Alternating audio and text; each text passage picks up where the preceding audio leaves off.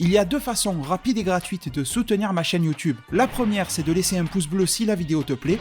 La deuxième, c'est de regarder une publicité gratuitement sur ma page Utip dont le lien est en description. Merci à tous. Salut les devins, c'est Saikyo. J'enregistre cette vidéo assez tardivement dans la nuit tout simplement parce qu'on a de toutes nouvelles informations. Entre guillemets spoilers, parce que ça ne l'est pas vraiment. Mais c'est vrai que les plus sensibles aux spoilers peuvent peut-être craindre ça, mais bon, enfin bref. Une chose importante les devins, j'espère que vous avez tous jeté un œil à ma vidéo d'hier, elle est vachement importante, elle m'a demandé également beaucoup d'heures de travail dessus. Ma vidéo d'analyse complète du trailer numéro 3, elle est sortie hier, peut-être que vous avez raté la notif ou quoi. Je vous mets le lien en description, n'hésitez pas à y jeter un œil, à laisser un petit soutien, le pouce bleu, etc. Enfin bref, merci à vous tous. Et pour aujourd'hui, grâce au site officiel de Dragon Ball, dragonball.news, qui comme chaque semaine, maintenant vous en avez pris l'habitude, le rituel du dimanche, non, ce n'est pas l'épisode de Dragon Ball Super, malheureusement ça c'est fini depuis fin mars, mais nous avons une interview concernant le film Dragon Ball Super chaque dimanche. Et cette semaine, on sent que la pression autour de la sortie du film s'accentue. Cette vidéo sortira le 11 novembre 2018 si tout se passe bien, dans 3 jours, je dis bien 3 jours, 14 novembre 2018, l'avant-première du film a lieu à Tokyo. Et pour célébrer et accélérer les choses, eh bien nous avons une interview du comédien de doublage du seiyuu de Broly, monsieur Bin Shimada. Accessoirement également comédien de doublage de Dispo, le Pride Troopers. Bon, ça c'est quand même plus anecdotique. Il nous intéresse beaucoup plus pour le cas de Broly. Alors l'interview est relativement courte, mais elle dispose d'éléments plutôt intéressants sur la manière dont est fait le film, l'intensité qu'il peut y avoir et également ce qu'est réellement dans ce film le personnage de Broly et son rôle. Eh bien on y va fort parce que dès le début de l'interview, qui nous est transmise en français grâce au site dragonballsuper-france.fr, eh bien que Broly est l'ennemi de Goku mais qui n'est certainement pas mauvais. Et Bin Shimada s'est lancé dans ce rôle difficile. Alors là, phrase choc, alors d'accord, le trailer nous a mis sur la piste avec 2 phrases. La première c'était bel et bien celle de Shirai, qui disait que Broly ne se bat pas vraiment parce qu'il le veut, donc on comprenait que ce n'était pas juste une bête écervelée qui se battait pour détruire tout le monde, et qu'il y avait quelque chose d'autre derrière, manipulation de Paragus, de Freezer, etc. Et on avait encore plus clair la phrase de Goku disant « Broly, tu n'es pas mauvais, je peux l'assurer ». Et là, le site officiel de Dragon Ball enfonce le clou. Broly est l'ennemi de Goku par la force des choses, et bien sûr, mais il n'est certainement pas mauvais.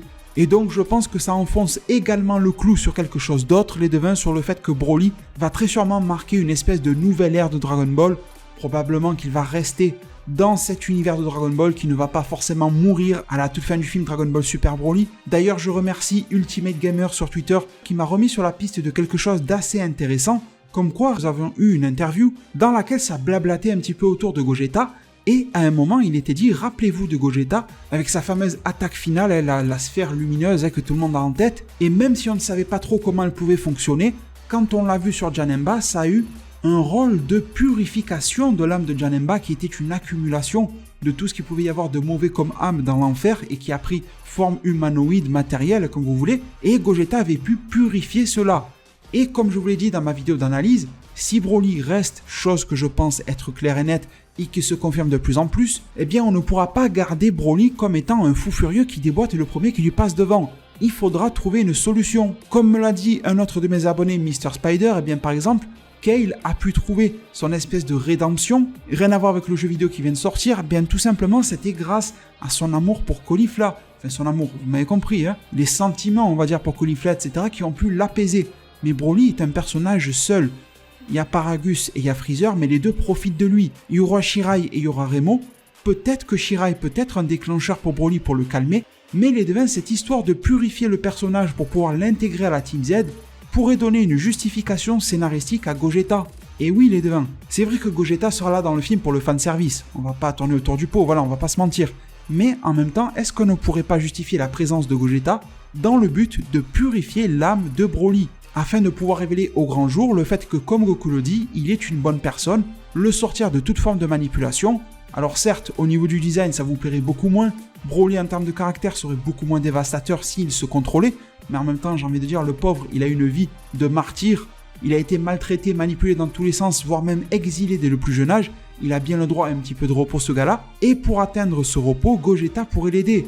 Et ça serait un beau rôle pour Gogeta, sincèrement les devins. On aurait un adversaire surpuissant, et ça réglerait tellement de problèmes, parce que vous êtes tous très nombreux à me dire, peu importe que Gogeta soit Blue, Ultra Instinct, etc., il ne va pas durer longtemps. Parce que déjà, Gotenks SSJ3 ne dure pas longtemps, Vegeto Blue ne durait pas, Gogeta Blue ou Ultra Instinct ne devrait pas durer longtemps. Et bien justement, même si je suis certain, et si les sources vont dans le sens que Gogeta aura un rôle beaucoup plus long que ce qu'il pouvait avoir dans le premier film Fusion contre Janemba, j'ai l'intuition que Gogeta ne va pas vaincre Broly dans le sens où il va le tuer, le massacrer, le tabasser, le foutre KO.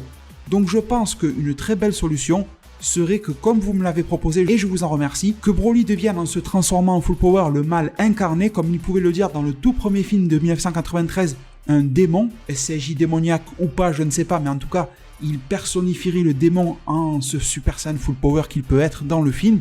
Gogeta ferait une belle intervention, se battrait contre lui, rivaliserait, voire même le dominerait, peu importe, sincèrement je m'en fiche un petit peu, du moment où Gogeta ne se fait pas ridiculiser. Il nous sort le Blue, l'Ultra Instinct et tout ce qu'il a envie, Gogeta, mais surtout, au moment où Gogeta sent qu'il ne va pas pouvoir durer plus longtemps, rappelez-vous, c'est possible, à force d'utiliser la fusion, Gotenks commençait à comprendre quand est-ce qu'il arrivait à bout. Eh bien je pense qu'avec l'expérience de Goku et de Vegeta qui sont des adultes expérimentés au combat contrairement à Goten et Trunks, je pense qu'ils sauront du premier coup d'œil quand est-ce qu'ils approchent de leurs limites et pourront balancer une attaque ultime sur Broly afin de pouvoir le purifier, lui et son âme, mais ne pas le foutre KO ni le tuer. Et du coup, cette attaque va toucher sa cible, elle va faire mouche, Gogeta sera défusionné parce qu'il aura atteint ses limites, et on aurait un Broly qui va subir également un choc, qui va voir son âme être purifiée, et d'une manière très honorifique, nous pourrions avoir une fin du combat, mais dans un état d'esprit beaucoup plus apaisé.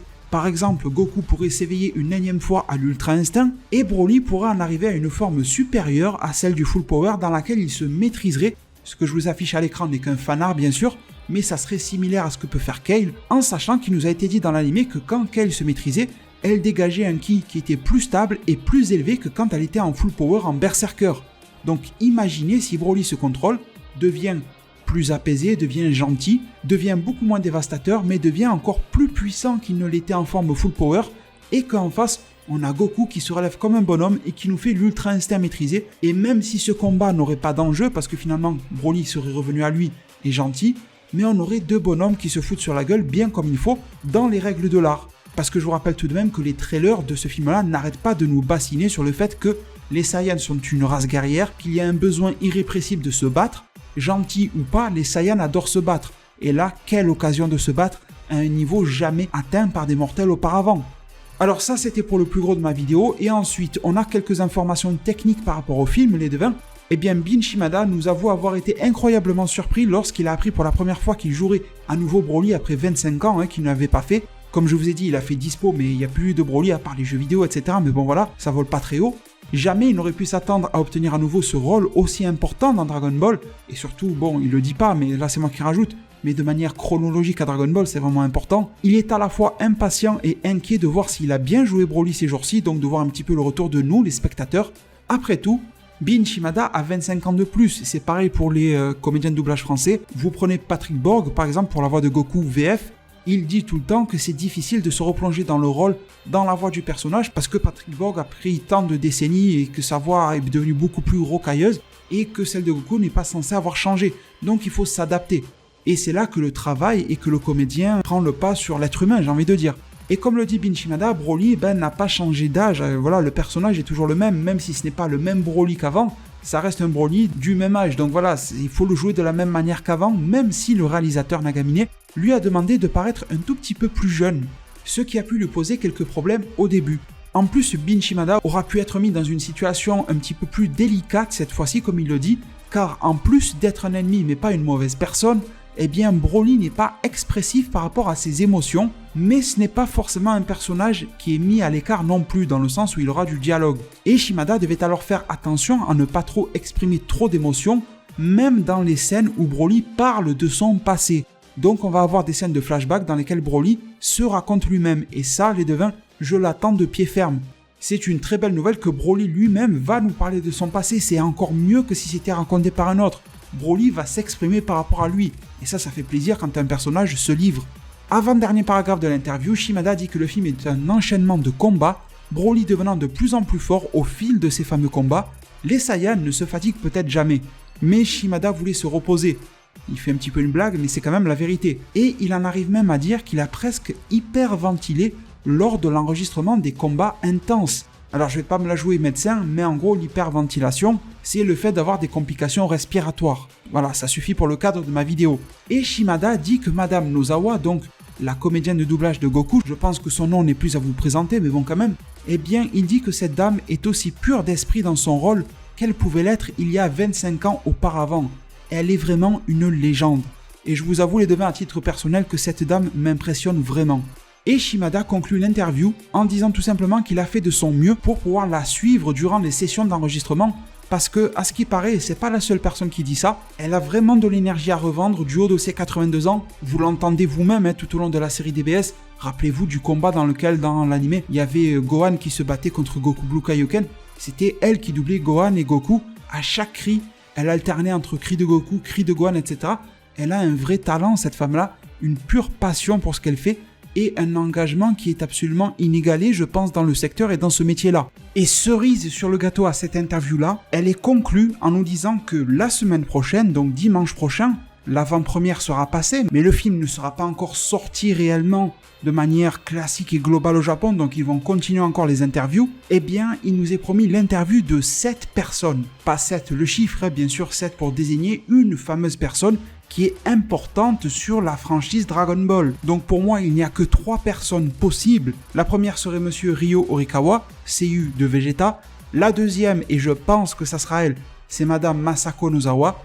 Ils en parlent ici, elle arrivera la semaine prochaine, ça me semble tout à fait logique, juste après l'avant-première. Et alors là, ça serait le summum, une interview d'Akira Toriyama. Mais ça, sincèrement, je n'y crois pas trop. Donc bien sûr, rendez-vous la semaine prochaine, mais également très bientôt. Abonnez-vous, activez la cloche, car le synopsis complet du film arrive sur ma chaîne YouTube dès le 14 novembre. Donc les devins, trêve de discussion, je pense vous avoir apporté aujourd'hui toutes les informations qui étaient nécessaires par rapport à tout cela. N'hésitez pas, comme je vous l'ai demandé en début de vidéo, à jeter un coup d'œil à la vidéo qui est sortie hier. C'est quelque chose qui me fera énormément plaisir parce que c'est une vidéo dans laquelle j'étais vachement impliqué. Dans la description se trouve également le lien pour voir le trailer numéro 3. Si jamais vous ne l'aviez pas encore vu, je pense que ça pourrait vous aider. Il y a le lien de ma page Utip pour pouvoir me soutenir gratuitement et sans inscription, et en plus c'est très rapide. Merci énormément à tous ceux qui le feront, tout comme un légendaire merci à toutes les personnes qui laisseront un pouce bleu pour le soutien et pour le référencement sur YouTube. Prenez tous vraiment très bien soin de votre futur, et à plus pour de prochains arts divinatoires.